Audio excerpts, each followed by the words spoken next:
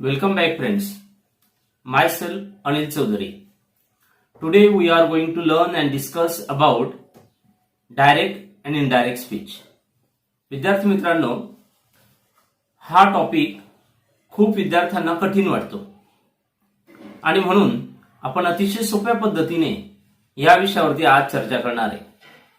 Direct आणि indirect speech हा exam point of view महत्वाचा असलेला टॉपिक आहे. शिवाय लँग्वेजच्या दृष्टीने सुद्धा महत्वाचा आहे. यामध्ये जो पहिला शब्द आहे तो speech. What do you mean by speech? स्पीचचा अर्थ काय होतो? स्पीच म्हणजे काय? तर स्पीच मीन्स अ टॉक और डायलॉग बिटवीन टू पर्सन. दोन व्यक्ती यांच्यामधील त्या ठिकाणी डायलॉग असेल किंवा बोलणं असेल, याला आपण स्पीच म्हणतो. There are two types of speech. दोन प्रकारचे स्पीच आहेत. एक डायरेक्ट स्पीच आणि दुसरं इनडायरेक्ट स्पीच. आता आपण डायरेक्ट स्पीच म्हणजे काय याच्याबद्दल बोलूया.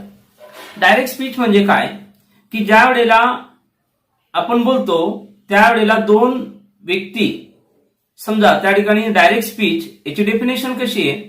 If we repeat the words of person exactly in his own words to someone, it is called a direct speech. जेव्हा म्हणतात काय म्हटलेले पहा, if we repeat the words of person exactly in his own words, त्याच्या दिलेल्या शब्दांच्याच स्वरूपात आपण ते शब्द जसेच्या तसे सांगतो, त्याला त्या ठिकाणी डायरेक्ट स्पीच म्हणतात. म्हणजे बोलणाऱ्याचे वाक्य जसेच्या तसे त्या शब्दात सांगणे म्हणजे डायरेक्ट स्पीच. आता समजा आपण वाक्य घेतलं एखादं की Ram sed comma Ram said I like a mango. Ram म्हणाला की मला आंबा आवडतो. Ram said I like a mango. आता या ठिकाणी काय आलं? अवतरण चिन्हात दिलेलं वाक्य डबल इन्व्हर्टेड कॉमा मध्ये, आणि त्याचं वाक्य हे आपण जसं तसं म्हणाला की राम म्हणाला. आता इथे असं नाही म्हटलं की राम असं म्हणाला होता की, तर राम म्हणाला I like a mango. I like a mango म्हणजे मला आंबा आवडतो. आय लाईक अ मँगो, मला आंबा आवडतो. आय लाईक अ मँगो हे शब्द त्याचे, माझे नाहीये. म्हणजे बोलणाऱ्याचे शब्द जसेच्या तसे सांगणे त्याला आपण डायरेक्ट स्पीच असं म्हणतो. आता इनडायरेक्ट स्पीच म्हणजे काय? It means we don't quote the actual words. We don't quote actual words spoken by person. बोलणाऱ्या व्यक्तीचे शब्द आपण जसेच्या तसे न सांगता काय करतो? आपण त्या शब्दांना आपल्या पद्धतीने आपण ते शब्द मांडतो. We convey his words in our own way. आपण आपल्या पद्धतीत मांडतो, आपल्या स्वरूपात त्या ठिकाणी ते शब्द सांगतो. Means modification of the words. त्याला आपण म्हणतो मॉडिफिकेशन ऑफ द वर्ड्स. बोलणाऱ्याचे वाक्य जसेच्या तसे त्याच्या शब्दात न सांगता, बोलणाऱ्याचे वाक्य जसेच्या तसे न सांगता आपल्या शब्दात सांगणे म्हणजेच इनडायरेक्ट स्पीच. जे वरचं वाक्य घेतलं होतं, Ram said I like a mango. Ram म्हणाला की मला आंबा आवडतो. आता हे इनडायरेक्ट स्पीच मध्ये उत्तर लिहायचं तर कसं येईल? Ram sed that he liked a mango. Ram sed that he liked a mango. आता या वाक्यात काय आलं की इनडायरेक्ट स्पीच मध्ये आपण सेड दॅट घेतलं आणि आयचं ही केलं. लाईकचं सिंपल पास्ट टेन्स झाला like. He liked a mango. तर राम म्हणाला होता की त्याला आंबा आवडत होता. आता हे जे वाक्य आहे हे आपण त्या ठिकाणी त्याचे शब्द आपल्या पद्धतीत त्या ठिकाणी सांगितलं. एकंदरीत काय होतं की डायरेक्ट स्पीच म्हणजे दोन व्यक्ती किंवा एखादा व्यक्ती असेल तो समोरासमोर बोलतो, ते डायरेक्ट स्पीच आहे त्या पद्धतीने. आणि इनडायरेक्ट स्पीच म्हणजे एखाद्या व्यक्तीचे तोंडातले शब्द हा थर्ड पर्सन, तिसरा व्यक्ती त्या ठिकाणी दुसऱ्याला सांगतो, त्याला आपण इनडायरेक्ट स्पीच असं म्हणतो. विद्यार्थी मित्रांनो, आता आपण त्या ठिकाणी जे दिलेलं वाक्य असेल या वाक्यामध्ये त्या ठिकाणी कोणकोणत्या गोष्टी आपल्याला माहित असल्या पाहिजे, कोणत्या गोष्टी आपल्याला ओळखता आल्या पाहिजे याची त्या ठिकाणी सविस्तर चर्चा करणार आहे. पण की Ram said to Lakshman I like a mango. आता हे मुद्दाम थोडंसं चेंज करून पुढचं एक वाक्य आपण घेतलेलं आहे की Ram said to Lakshman I like a mango. या वाक्यामध्ये काय झालेलं आहे बघा की आपल्याला कोणकोणत्या गोष्टी ओळखता आल्या पाहिजे. इनडायरेक्ट स्पीच करताना काय काय गोष्टी माहिती असल्या पाहिजे स्वतःला की आपल्याला इनडायरेक्ट स्पीच येईल. तर सगळ्यात पहिली गोष्ट की रिपोर्टर कोण आहे वाक्यातला, बोलणारा कोण आहे. रिपोर्टर म्हणजे काय? वाक्यातला बोलणारा व्यक्ती कोण आहे. तर या वाक्यामध्ये बोलणारा व्यक्ती कोण आहे? राम. मग राम हा या वाक्यातला रिपोर्टर. तुम्हाला ज्या वेळेला दिलेलं वाक्य असेल त्या वेळेला वाक्यातला रिपोर्टर कोण आहे हे ओळखता आलं पाहिजे की Ram is reporter. Actor in the sentence, तो बोलणारा आहे वाक्यातला. आता लिस्नर कोण आहे वाक्यातला, ऐकणारा कोण आहे, तर लक्ष्मण. वरच्या वाक्यामध्ये आणि खालच्या वाक्यात थोडासा चेंज करून मी मुद्दाम हेच केलं की या वाक्यात लिस्नर कोण आहे, तर लिस्नर कोण आहे, लक्ष्मण आहे. वरच्या वाक्यात लिस्नर नव्हता. दुसरी महत्वाची गोष्ट आता की आपल्याला रिपोर्टिंग व्हर्ब कोणते ते ओळखता आलं पाहिजे. इनडायरेक्ट स्पीच करताना जसं रिपोर्टर महत्वाचं आहे तसं रिपोर्टिंग व्हर्ब सर्वात महत्वाचं आहे. की रिपोर्टिंग व्हर्ब वाक्यातलं कोणतं आहे, सेल टू हे रिपोर्टिंग व्हर्ब आहे. मग अशा प्रकारचे रिपोर्टिंग व्हर्ब कोणते असू शकतात वाक्यात, से असू शकतं, सेल टू असू शकतं, टेल असेल, एन्क्वायर असेल, आस्क असेल, टोल्ड असेल, या प्रकारचे सगळे रिपोर्टिंग व्हर्ब असतात. मग रिपोर्टिंग व्हर्ब वाक्यातलं कोणतं हे ओळखता आलं पाहिजे. रिपोर्टिंग व्हर्ब या वाक्यातलं आहे सेल टू. मग सेल टू रिपोर्टिंग व्हर्ब जे दिलेलं आहे आपल्याला त्यामध्ये चेंजेस आपण इनडायरेक्ट स्पीच करताना करतो, म्हणून आपल्याला रिपोर्टिंग व्हर्ब ओळखता आलं पाहिजे. आता पहिली गोष्ट रिपोर्टर ओळखता आलं पाहिजे, दुसरं रिपोर्टिंग व्हर्ब ओळखता आलं पाहिजे आणि तिसरं रिपोर्टिंग स्पीच ओळखता आलं पाहिजे. आता रिपोर्टिंग स्पीच म्हणजे काय, तर रिपोर्टरचे जे वाक्य आहे, बोललेलं वाक्य, रिपोर्टरच्या तोंडातलं जे वाक्य असेल बोललेलं, ते अवतरण चिन्हात असतं डायरेक्ट स्पीच मध्ये. ते बोललेलं वाक्य आपल्याला त्या ठिकाणी रिपोर्टिंग स्पीच असेल. अवतरण चिन्हात दिलेलं वाक्य हे रिपोर्टिंग स्पीच असतं. मग या वाक्यात रिपोर्टिंग स्पीचचं वाक्य कोणतं आहे, आय लाईक अ मँगो, हे अवतरण चिन्हात आहे आणि हे बोललेलं वाक्य रामचं आहे. मग ते रिपोर्टिंग स्पीच. म्हणजे तीन गोष्टी माहिती पाहिजे, रिपोर्टर, रिपोर्टिंग व्हर्ब आणि रिपोर्टिंग स्पीच. आता काय होतं, इनडायरेक्ट स्पीच करताना आपण त्या ठिकाणी वाक्याचा प्रकार, अवतरण चिन्हात दिलेलं वाक्य असेल त्या अवतरण चिन्हातील वाक्याच्या प्रकाराप्रमाणे आपण बरेचसे बदल करतो वाक्य उत्तर लिहिताना. मग अवतरण चिन्हातला वाक्याचा प्रकार कोणकोणता असू शकतो, तर असर्टिव्ह सेंटेन्स, त्यानंतर exclamatory sentence, interrogative sentence, imperative sentence आणि लेटरचं वाक्य किंवा लेट मीचं वाक्य. म्हणजे त्या ठिकाणी आपण म्हणूया की 5 प्रकारचे वाक्य असेल. असर्टिव्ह स्टेटमेंट म्हणजे विधानात्मक वाक्य, एक्सक्लामेटरी म्हणजे उद्गाराचे वाक्य, इंट्रोगेटिव्ह म्हणजे प्रश्नार्थक वाक्य आणि इम्पेरेटिव्ह म्हणजे आज्ञार्थी वाक्य आणि लेटर्स किंवा लेटचं वाक्य, असे 5 त्या ठिकाणी सेंटेन्सचे प्रकार गृहीत धरूया की जे अवतरण चिन्हात येतात. मग अवतरण चिन्हात या प्रकारचं कोणतं वाक्य आलं त्याप्रमाणे आपण काय काय बदल करतो. आता तर रिपोर्टिंग व्हर्ब मध्ये बदल करतो. जर असर्टिव्हचं वाक्य आलं आणि जर वाक्यात सेल टू शब्द असेल तर सेल टू काढून आपण टोल्ड घेतो. थोडक्यात वाक्यात लिस्नर असेल तर आपण सेल टू किंवा लिस्नर असेल तर टोल्ड घेतोच. त्यानंतर दोन्ही वाक्य दॅटने जोडतो. आणि जर लिस्नर नसेल वाक्यात, ऐकणारा व्यक्ती वाक्यात नसेल तर डायरेक्ट सेड दॅट येतं. जसं राम सेड दॅट असं एक पहिलं उत्तर घेतलं होतं आपण, त्या वाक्यात लिस्नर नव्हता म्हणून सेड दॅट आलं. पण जर सेल टू आला तर सेल टू काढून टोल्ड घेतो आणि दोन्ही वाक्य दॅट कंजक्शनने सेल टू ला आपण जोडतो.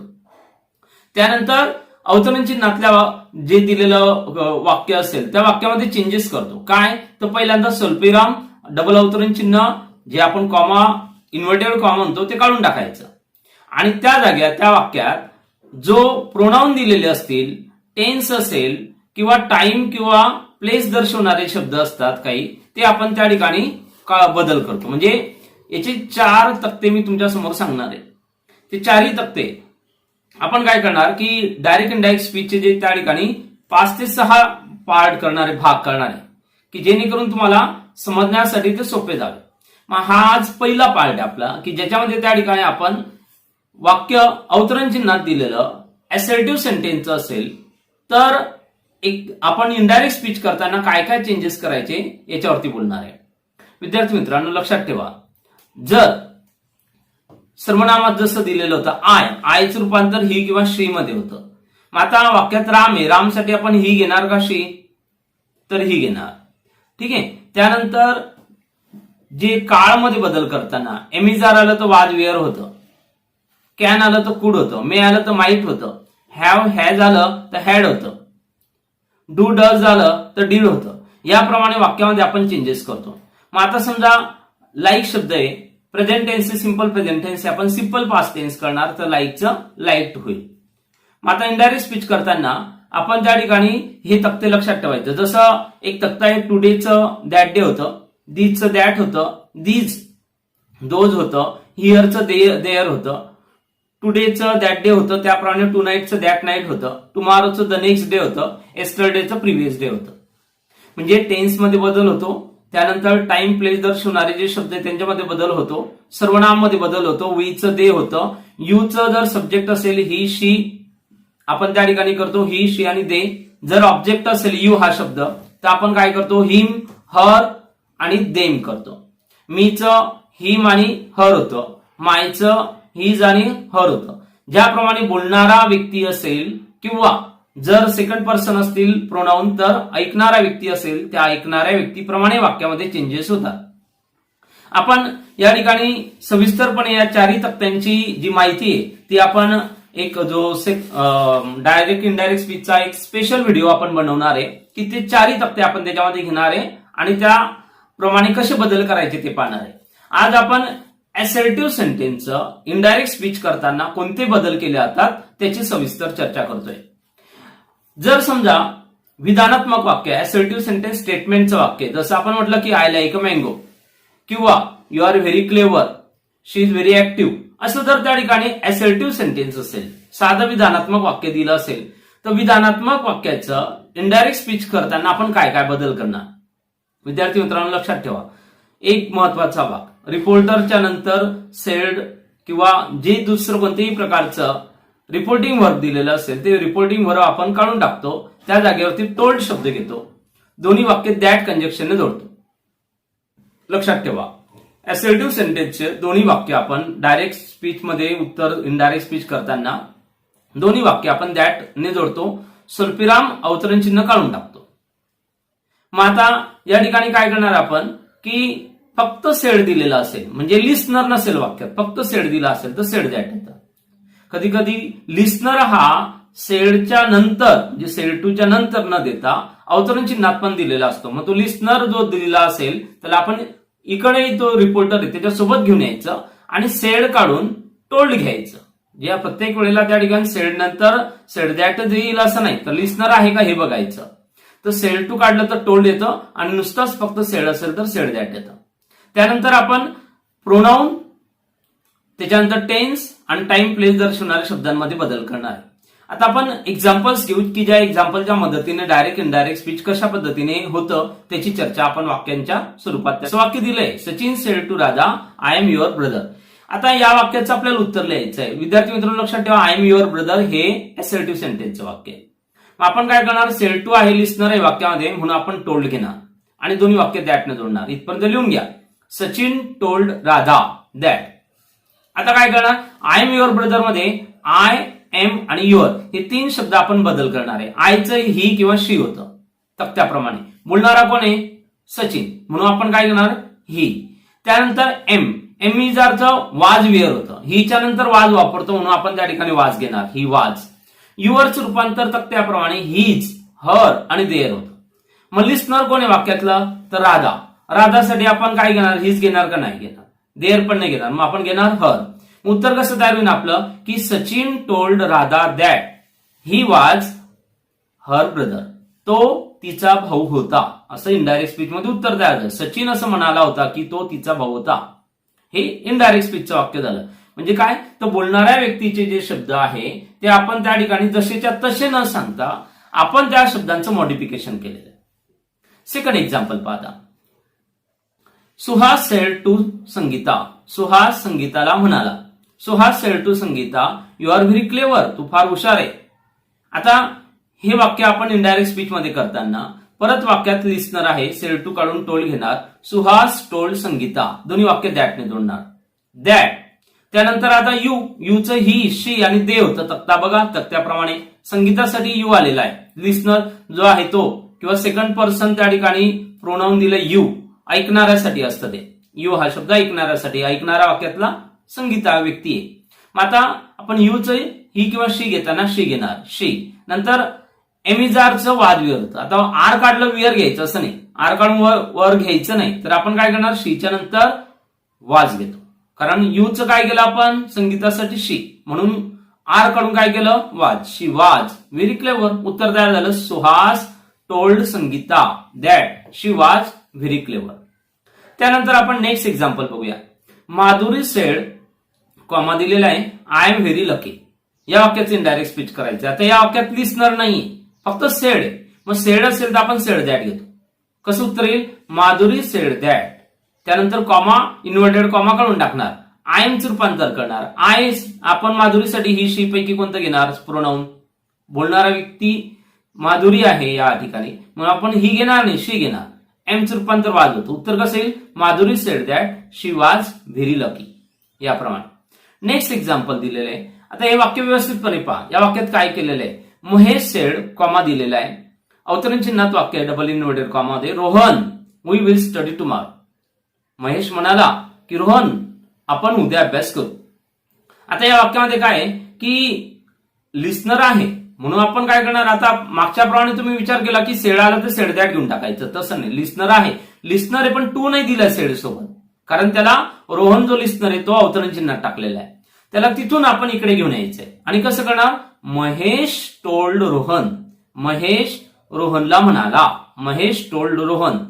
दोन्ही वाक्य दॅटने जोडणार आपण. दॅट कॉमा इन्व्हर्टेड कॉमा काढणार. आता तक्त्याप्रमाणे वीचं रूपांतर काय होतं? दे. प्लुरल आहे प्रोनाउन, तर त्या ठिकाणी वीचं करणार दे.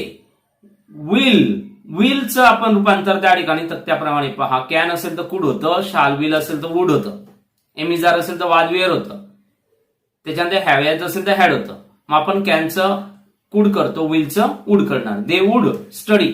परत आता टुमारो हा शब्द टाइम दर्शवणारा शब्द आहे.